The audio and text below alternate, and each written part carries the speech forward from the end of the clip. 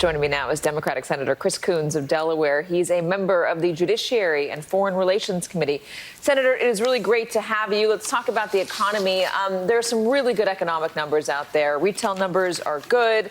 Unemployment is very low, also really good. I was talking to an economist, though, and they were saying that forget about the unemployment number right now, because even if unemployment was larger, it will only affect those who are not employed. The real problem right now is inflation, because inflation affects absolutely everybody, and it will color the way they look at this economy. How is this administration addressing inflation, and are they doing a good enough job? Well, thanks, Katie. It's great to be on with you. There are really good numbers about last year for the president to talk about in his State of the Union speech. He's in the state of Ohio today, for example, and Intel recently announced a massive investment in a new manufacturing plant in Ohio. The same is happening in other states, from Michigan to Indiana to elsewhere in the country. But as you say, folks don't want to hear general numbers about how fast our economy is growing or how low unemployment is. They want to know how we're tackling costs, inflation that's hitting them in the pocketbook. And I'm just leaving a great meeting of the Democratic caucus with the chief of staff to the president about both what we've already done that will help working families with costs.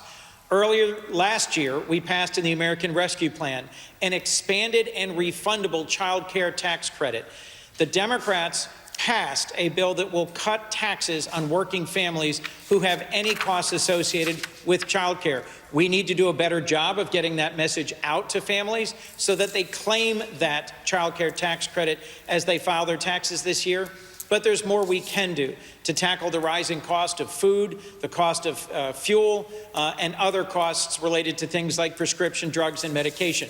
So I'm optimistic that as the president takes to the country and goes and communicates his message, amplifies what he's going to say on March 1 in his State of the Union speech, that we've got both a great record to run on in terms of the infrastructure bill and a good path forward for tackling the costs facing families.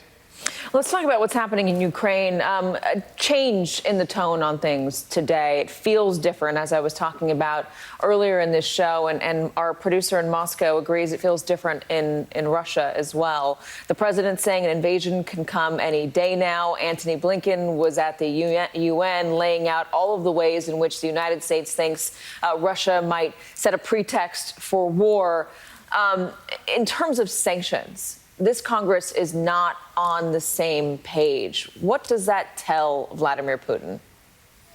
Well, Katie, I disagree. We are on the same page. There is strong bipartisan support in the Senate for imposing crushing sanctions on Russia if there's further aggression against Ukraine.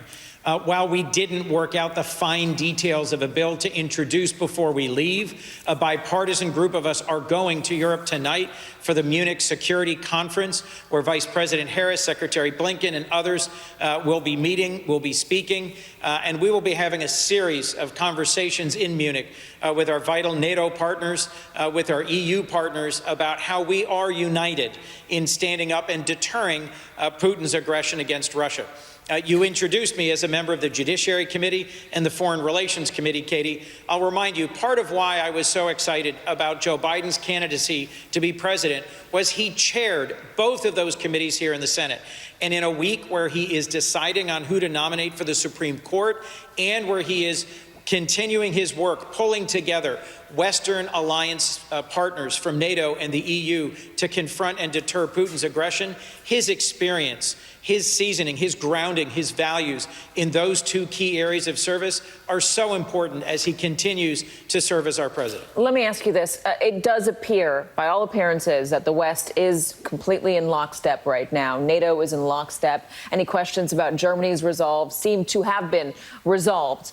That being said, it does not appear that Vladimir Putin is being convinced by these crushing sanctions that we are threatening him with, that the entire West is threatening him with. If he does invade Ukraine and if we impose these sanctions, but still he keeps going, what else can this country do?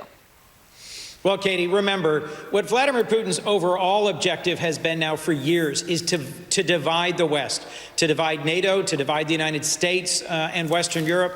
And frankly, if he further invades Ukraine, what he will accomplish is uniting NATO, energizing the North Atlantic community, getting the U.S. and Canada and our European partners closer than ever.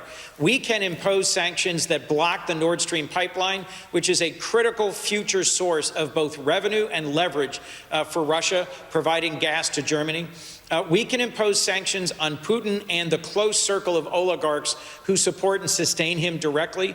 We can impose sanctions on the sovereign debt, on the essentially central bank of Russia, and make it harder and harder for the Russian economy to function. And we can do things both covertly and overtly that would impose significant costs on Putin's Russia. He may still decide that ensuring that Ukraine never joins NATO, that Ukraine stops its steady movement towards a European orientation is more important than any costs we can impose on him. But President Biden has done a terrific job of organizing and pulling together and aligning the West to deter Putin. Whether or not Putin goes ahead anyway and takes on those costs and risks is a decision only he can make. But we are in as good a shape as we could possibly be with the leadership of President Biden and his national security team. I will say the West's alignment was on display today at the UN Security Council meeting. If you listen past Antony Blinken's words, other diplomats from the West were saying much of the same as what our Secretary of State was saying. Senator Chris Coons, thank you so much for joining us. Thank you, Katy.